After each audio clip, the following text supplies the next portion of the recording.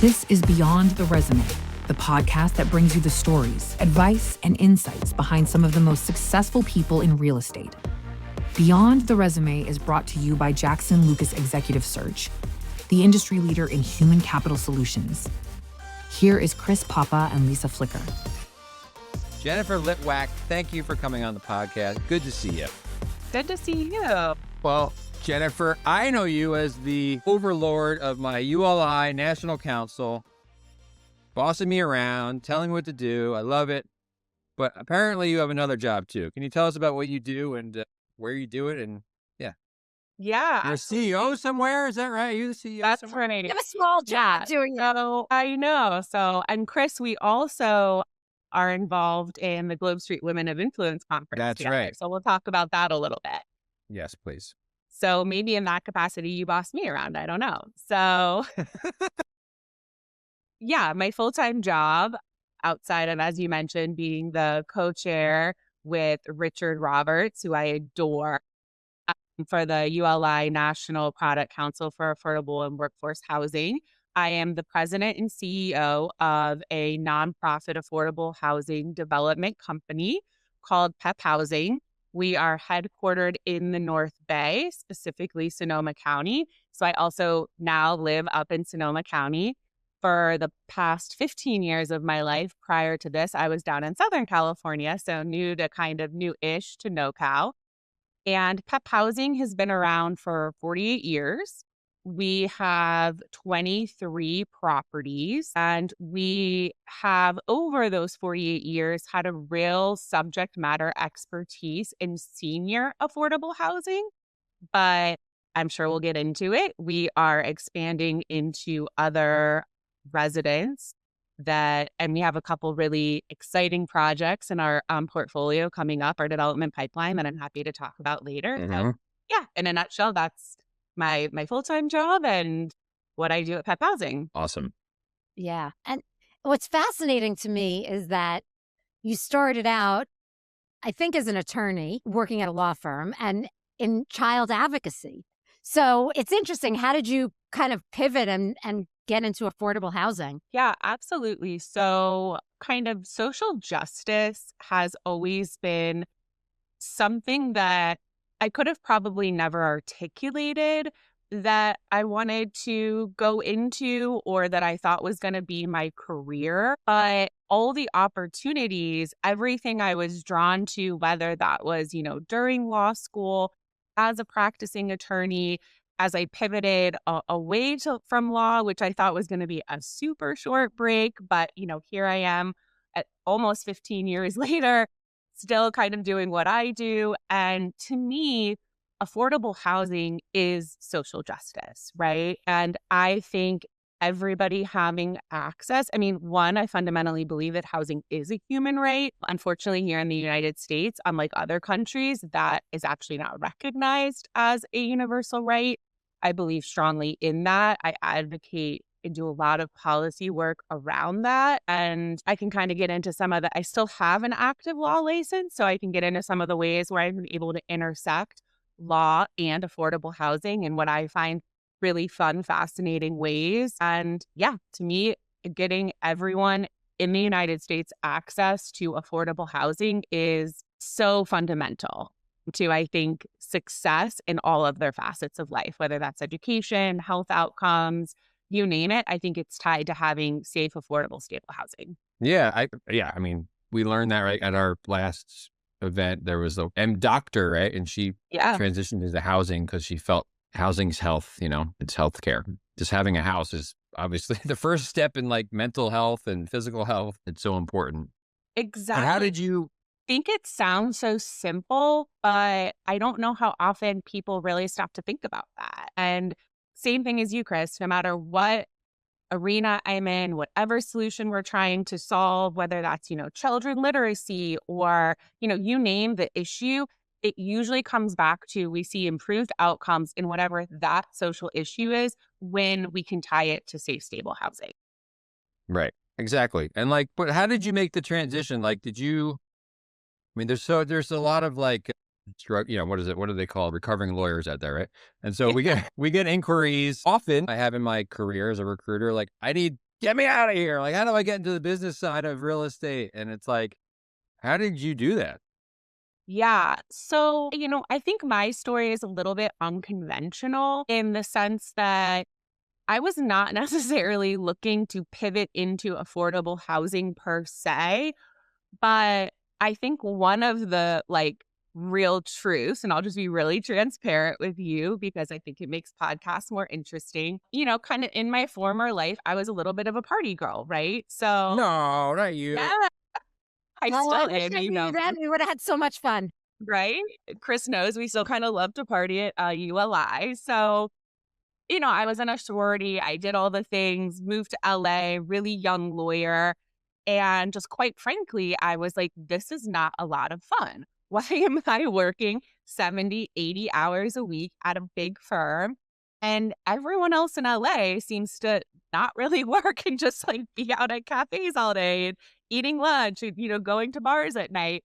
So I kind of was just starting to really, even that young and early into my career, start to contemplate is this investment of time sort of worth the ROI? Now, fast forward, I didn't realize that affordable housing development would just be just as intense and time consuming. But, so I was kind of looking to pivot, had no idea what I was going to do, found my way again. I think it's kind of just this natural bridge from attorneys to go into kind of policy work. So ended up going to work for a policy consulting firm called Lasar Developments. Jennifer Lasar is a Tony Atkins spouse. You all may know her. And their firm works on a lot of housing, homelessness, affordable housing policy work. I got really, really interested in kind of the homelessness conversation. Now we call it unhoused. And every room I sat in talking about the issue, whether that was at the continuum of care, leading point in time counts, which I did for a brief stint in my career, no matter what the conversation was, I just could not stop thinking about, okay, the solution to this is literally housing, but there was no affordable housing representation in those rooms. They are completely siloed and segmented at the time industries, right?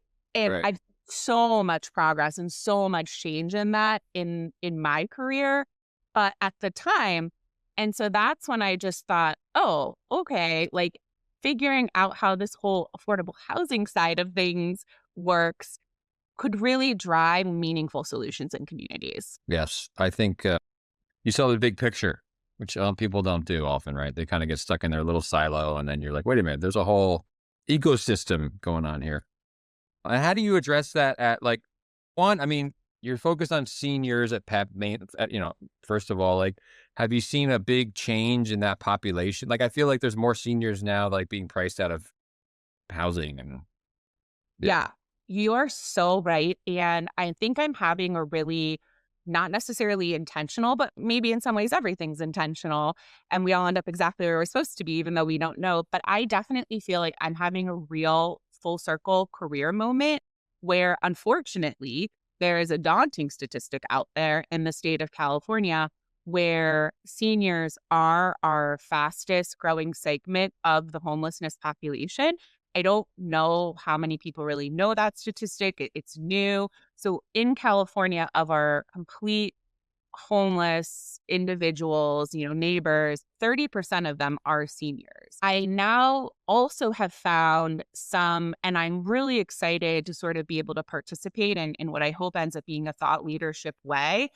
But of the affordable housing sort of continuum, and we talk about whether that's big A affordable, with tax credits and bonds, which is how PEP Housing does a lot of development, or with contracts with HUD, that all stops at, in terms of funding, independent housing.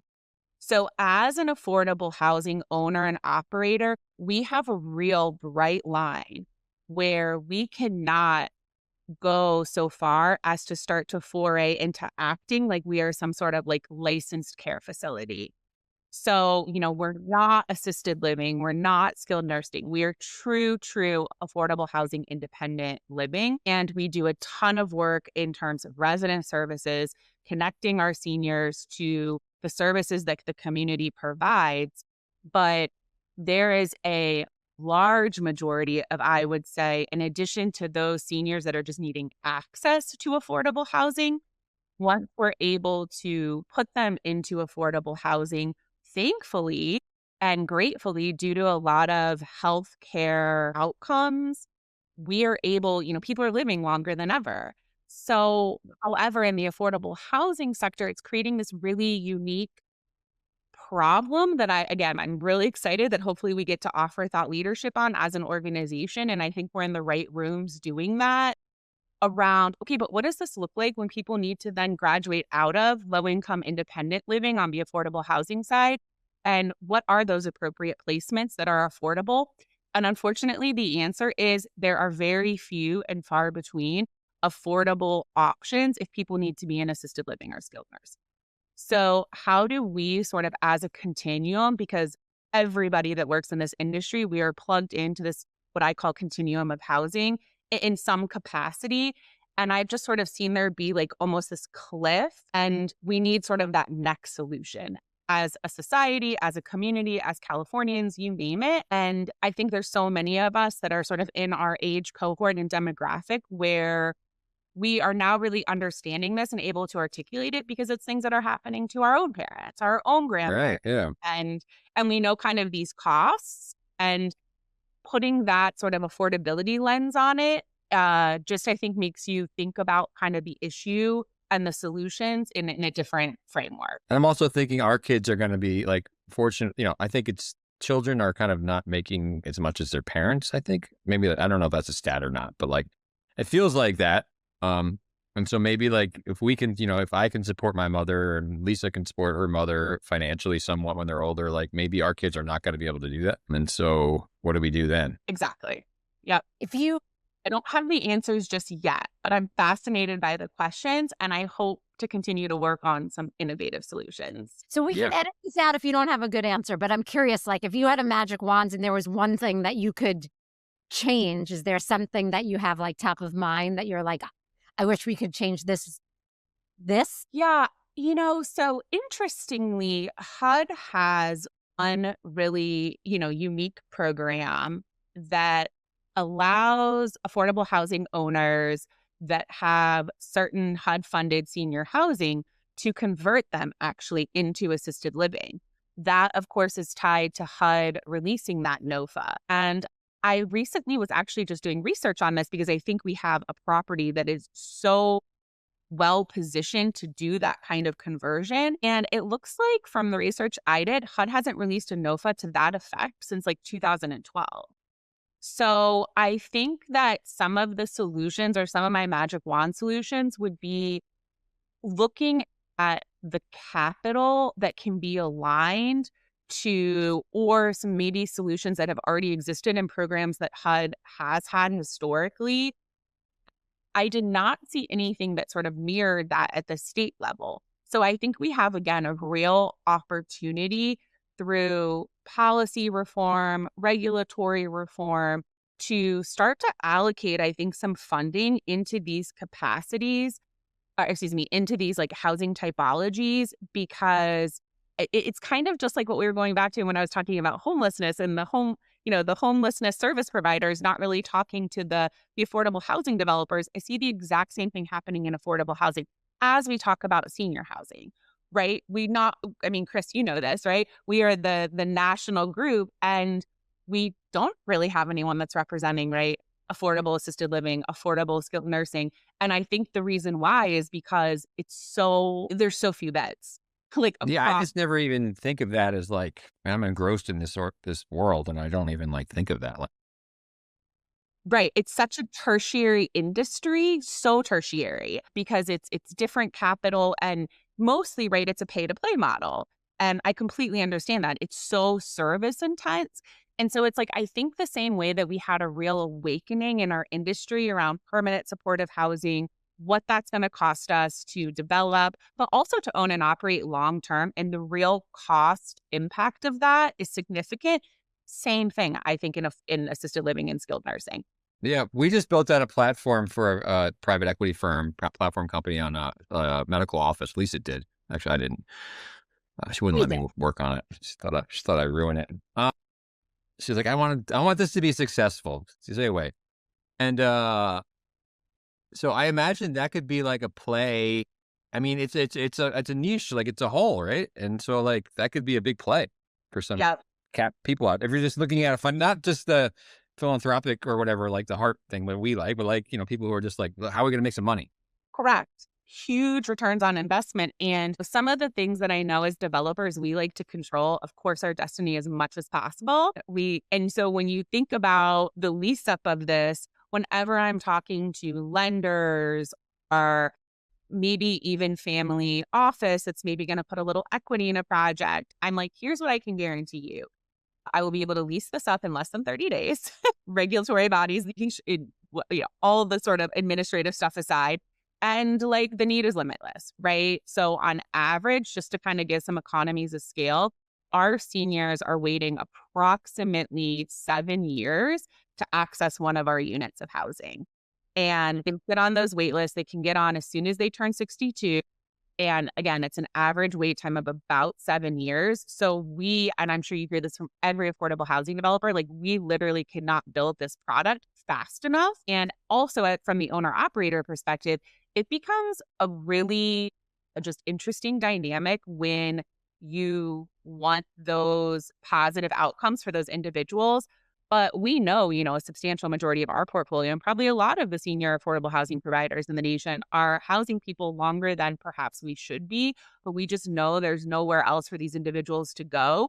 So, but then again, we're so regulatorily, there's so much oversight that we have to be very, very, very careful. We do not cross that line and perform what would be perceived, right, as licensed activities that can only happen in assisted living. And then I can really speak at this from like the owner operator, because we are, 100% owner of all of our properties.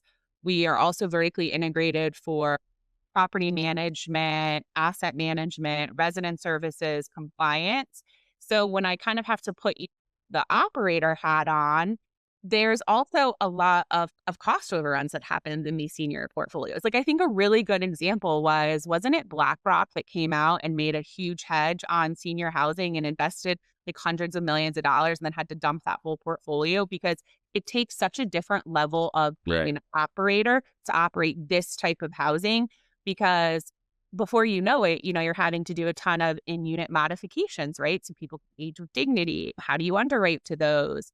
You're going to have, when you're dealing with a senior population, you might have a lot more forgetfulness. So that can cause maintenance to go out a lot more than you would maybe underwrite to in just a market rate, or not even market rate, but a multifamily affordable project. So there's a lot just, I think, to know. And I think it takes certain operators in this space to be able to operate this type of housing long term. The other thing that was so interesting to me when I came to this organization, being 48 years old now, is that's pre-tax credits in California, right? I believe those came on in 85. So this is an organization that was getting innovative and finding solutions to housing even before we had low-income housing tax credit product. And, good or bad, we've never made a disposition within our portfolio. So it really takes a very particular type of operator to maintain these assets in the way we have and to also be, successful as an organization. Yeah, you guys are, I love it. Do you want to talk more about kind of more innovations you're doing? Anything you mentioned that you're kind of expanding into other areas? Yeah. So one of the exciting projects that's in our development pipeline, big departure from the senior housing conversation. But we were lucky enough to win a 5-acre excess site via the state excess site program in Napa County. So the governor announced that project in November of 2025, that we were the awardees of the site. It is slated for 185 units. It's going to be Whoa. a mix of, senior farm worker housing, which again, a whole other, I think, fascinating segment of housing that is somewhat underrepresented in our field. And then also, family. That project I find really unique because we are driving density quite a bit in Napa County. So Yeah. How did people react to that? I feel like the Napa people don't like that stuff. that's true.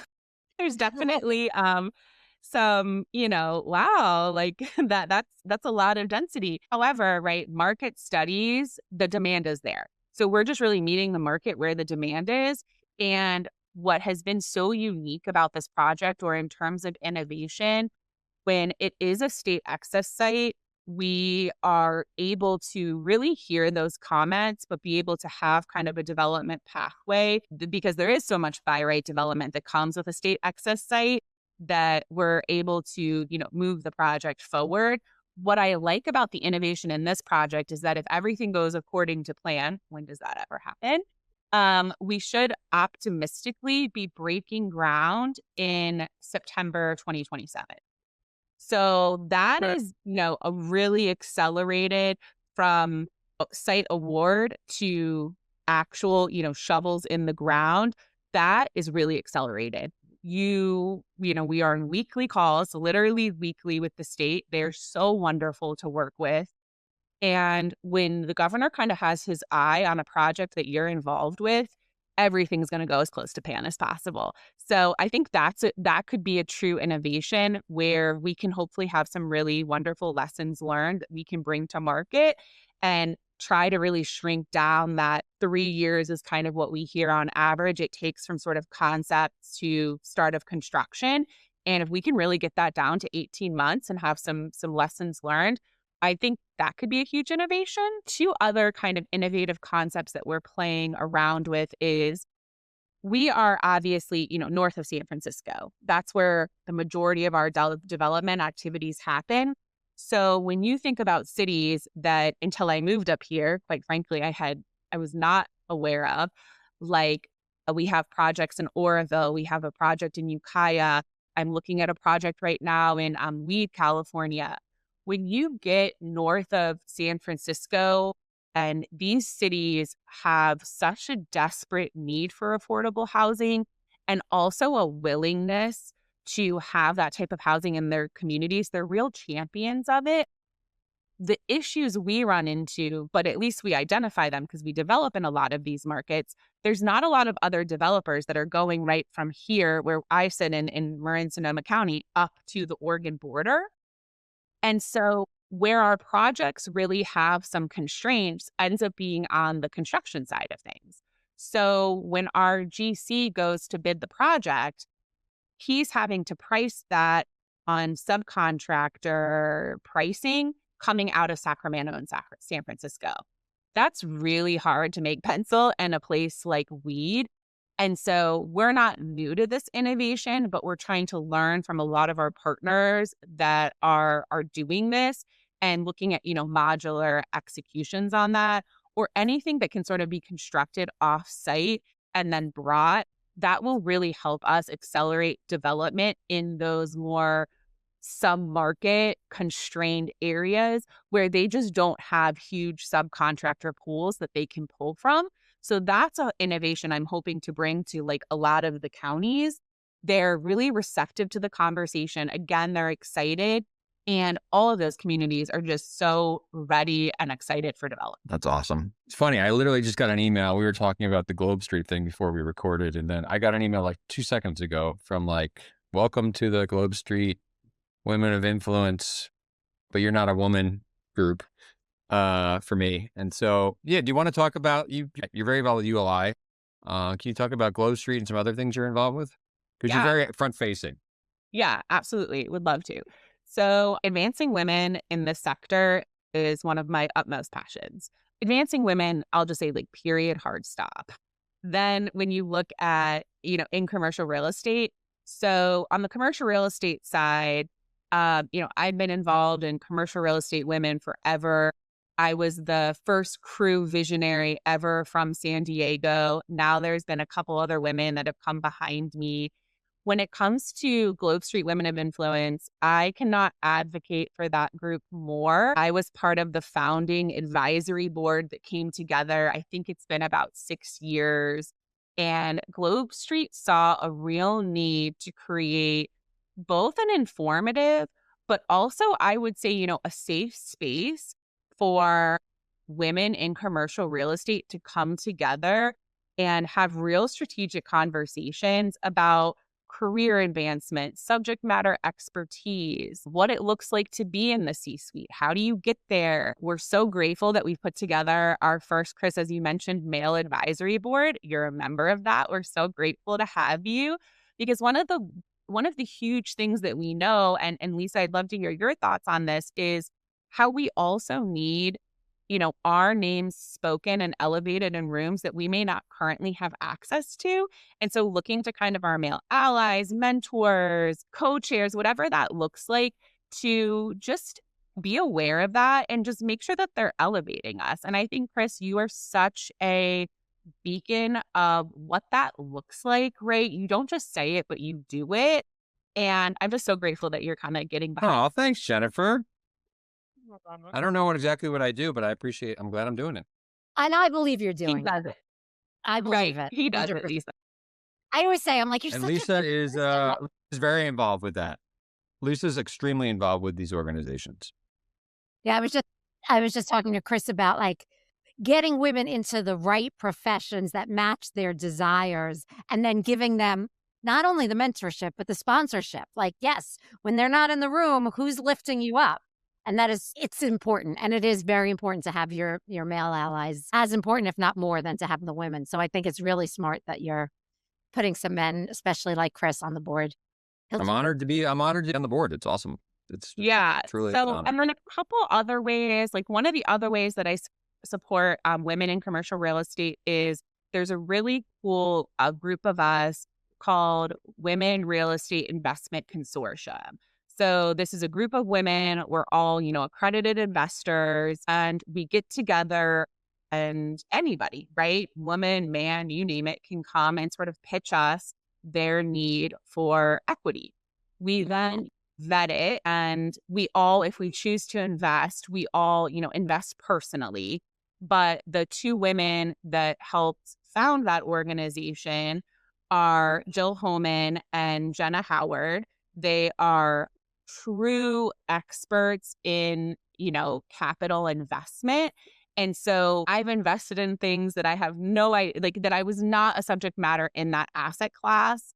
And what I have really loved about it, and this is just a personal decision, but all of the personal investments I've made have been with women.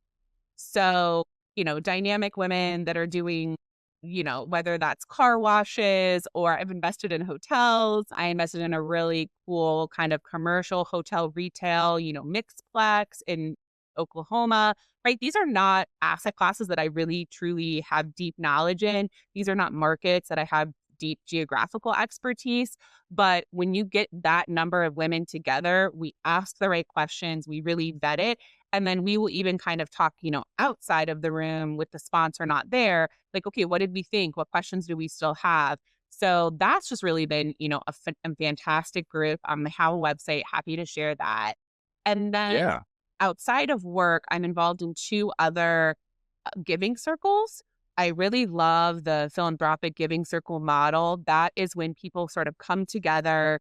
You either give, a quarterly, monthly gift. All of your contributions are pooled and then allocated out. So there's 2 groups. They just happen to both be 100% women-led. One is called Impact 100. It's a national model. I'm affiliated with the chapter here in the North Bay. And then a group called Santa Rosa Women for Good. And, our Impact 100 circle up here, we've just hit our 10-year anniversary, and we've already allocated over $1.2 million to the community. So I think it's just it's such a easy way to, and you can be as involved or not as involved as you want to be. And I just think it's such a cool way to kind of see what can be feel very minor impact amplified when so many women come together and participate in collective giving. So, and then the last thing I'll just mention, because it's like my other passion, is really promoting women to get onto corporate boards of directors. And so there is an organization called 50/50 Women on Board. And that is really promoting having every corporate board have at least 50% of women identified as directors. It started out as 2020, and we achieved that. We realized, at least in California, we now have most of the corporations listed, S&P 500, 20% of all their directors are women. So we've now increased our goal, and we hope that we can get to 50%. That's amazing. I know Lisa's going to contact you offline and get all Oh, yeah. Stuff that I love. Lisa. Yes, please do.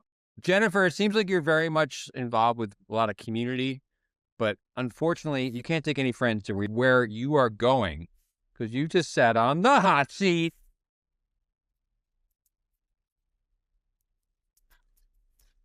It's very lonely on the hot seat. I'm ready.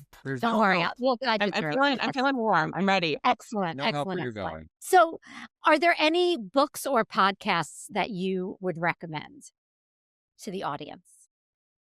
Yeah, there is. So for any other lawyers out there, one of my tried and true podcasts is Amicus with Dahlia Lithwack. If you want to follow what's going on at the Supreme Court level, rule of law, Amicus is phenomenal. And then for women in executive leadership, or women that even I think just are aspiring to executive leadership and see that in their career pathway, Harvard Business has a specific executive women leadership podcast that I think is really phenomenal and provides a lot of not just frameworks for how to advance your career, also kind of just a lot of, I think, data, real life stories, and could not recommend either of those podcasts. And then, of course, for those of us in affordable housing, I'm sure every one of your guests says this, I think the Novogradac podcast is phenomenal. The nerds say it. The nerds say it. The nerds really love it. And the tax credits, blah, blah. You're a very busy person. The question is, do you have a morning routine that kind of grounds you every morning? But maybe not. But do you have anything in your life that kind of grounds you, just keeps you going sane? Totally. Yeah. I meditate every single day, non-negotiable, right? Meditation. Wow.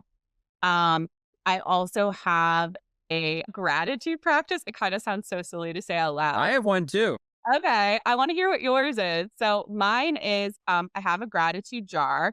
It sits in our master bedroom. And every night I just scribble something, right, I'm grateful for on the piece of paper. At the end of the year, I will dump all of it out and I paste it all on this, whatever, constructor thing, just to reflect back. So I'll have that hanging too, just to reflect back of how grateful I am. I will also say I'm thinking about moving it out of the master bedroom because my husband will put weird things that he thinks I should be grateful. Well, I never said that. Get that out of my job. Folding. Your husband folding laundry. Exactly. He's you're grateful you married me. But what's your gratitude practice?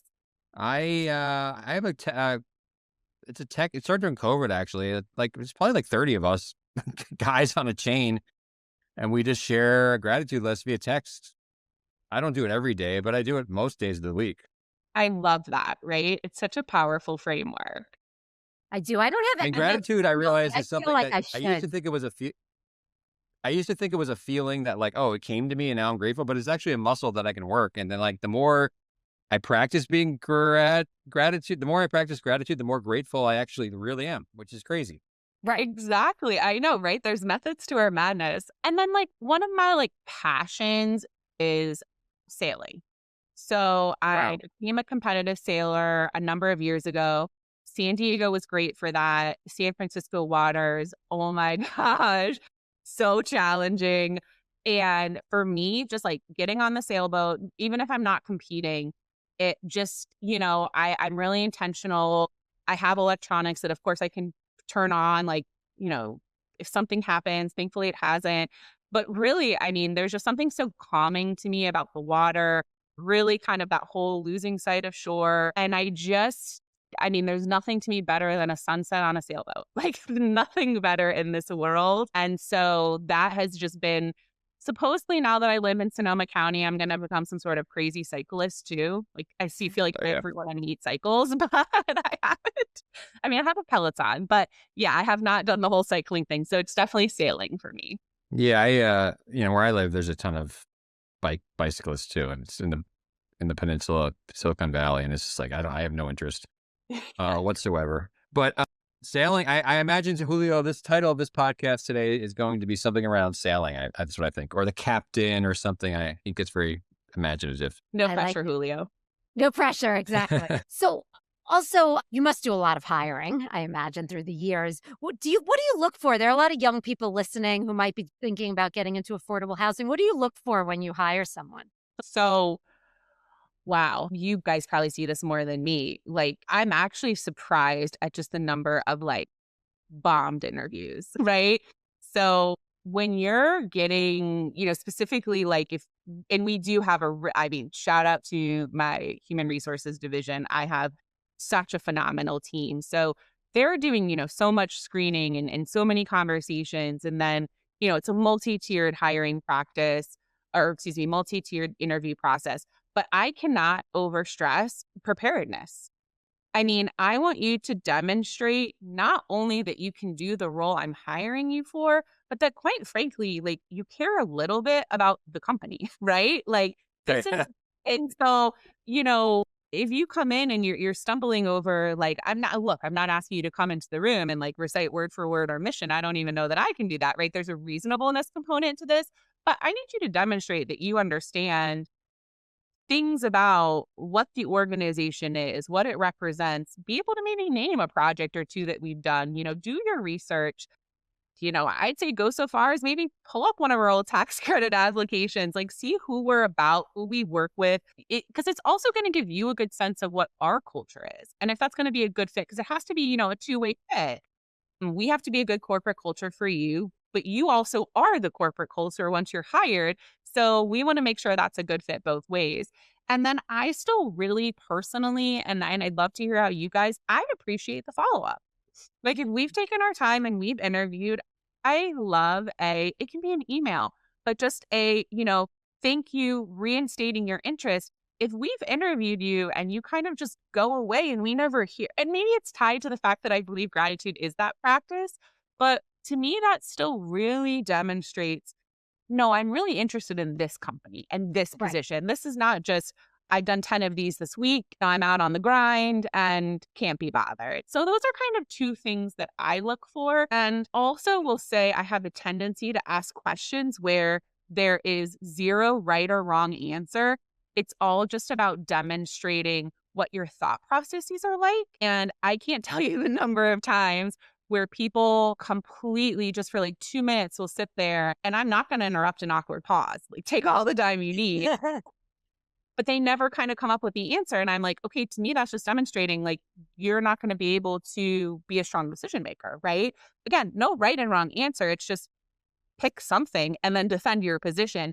And I think that's a real lost skill in interviewing where people, and perhaps it's nerves, I don't know. They're so focused on getting it perfect and right. They're just kind of failing to see that like this is an interactive, iterative process. And like we're kind of just getting a feel for each other. Don't get it perfect, but say things, be intentional, be well researched, and stay like grateful for the opportunities. I like this thank you letter when I interview people. Like I interviewed 2 people recently and one sent one immediately and I was like, all right, and then I'm like, the other one didn't send one. Then they did send one, but just a little later. Yeah.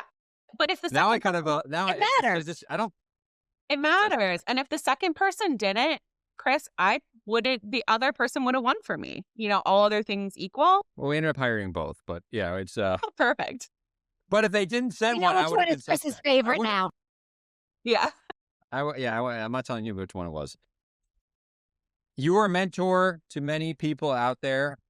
Who were the mentors in your career? Yeah. Joy Horick Brown. I mean, she was just on the podcast. What a just I mean, titan of industry, broke barriers. I think part of my ability to do this work is because Joy did this work and does this work and has been doing it for perhaps longer than I've been alive. So for sure, she is just her poise, how she presents the topics, her optimism for solutions. And so she's a true mentor. And then one of my other mentors that also, I feel like when you can travel with somebody internationally, they sort of go from mentor to, like lifelong presence in each other's lives. And for me, that is a woman named Brianne Fox. She has recently retired, but started out as, a developer in Southern California, launched her own firm, did a lot of interior design work at the commercial level. And her husband's an architect in the space. He designs hospitals. So the two of them, seeing how they sort of launched their businesses, they're not just my sort of mentors and very good friends in kind of the commercial real estate industry, but just kind of in how I aspire to be, both within my own marriage and partnership. And just how I want to be as a leader, seeing how Brianne has inspired her staff. Some of her staff up until she retired had been with her for 20, 30 years. Same thing with her husband. He still works and he's had his assistant with him, I think, for like 38 years. To me, that just speaks to how well they treat their staff and how they approach kind of their teams as whole people. And so those are definitely, Brianne and I actually worked on a project together where we launched a nonprofit in San Diego that's a corollary to commercial real estate women. It's a 501c3 called Commercial Real Estate Women Building Futures Foundation. So it is a foundation and it gives scholarships just to women in the CREW chapter of San Diego to advance their career in commercial real estate. So it was so fun to partner with her on that and launch it. She's still on the board of it. I left the board when I moved up to Northern California. We traveled to Africa last year together. Oh, wow. Lisa goes to Africa all the time. I don't go all the time, but I was recently there in South Africa. Okay, we were over in Nairobi, Kenya. So we were in Eastern Africa. Interesting. But yeah, so those are kind of, I would say, like definitely some women that have mentored. And was that a trip for pleasure? Yeah, for fun. We went on safari. So we had a great time. Yeah. Jennifer, so great to have you on here. You're a wonderful person. I can't wait to see you. I love your energy. Lisa will be in ULI in Nashville, and looking forward to hanging out. Okay, wonderful. You and Lisa can drink the entire time. Lisa loves drinking, so it'd be great. Me too. Let's do it, Lisa. I'm on my fellow party girl. Thank you for listening to Beyond the Resume, a Jackson Lucas podcast where we take a deep dive into the career journeys of some of the top minds in real estate and equip you with the knowledge to move forward in your path towards the success you've envisioned. Make sure to like, share, and subscribe to Beyond the Resume. Be grateful for your support. All episodes of Beyond the Resume are brought to you by Jackson Lucas, building inclusive and diverse businesses through talent acquisition. Visit us at jacksonlucas.com